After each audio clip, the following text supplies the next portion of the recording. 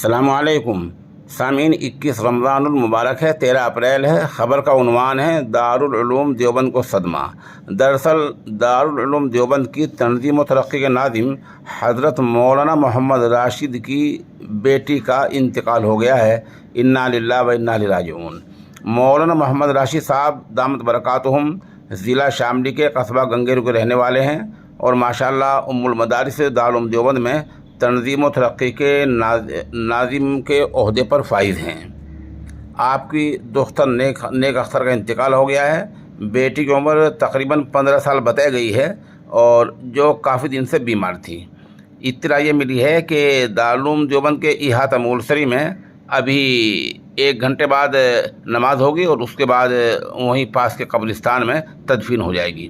اس حادثہ فاجعہ پر ام المدارس کے محتمم حضرت مولانا مفتی ابوالقاسم نعمانی اور دیگر تمام اساتذہ نے گہرے رنج و الم کا اظہار کیا ہے۔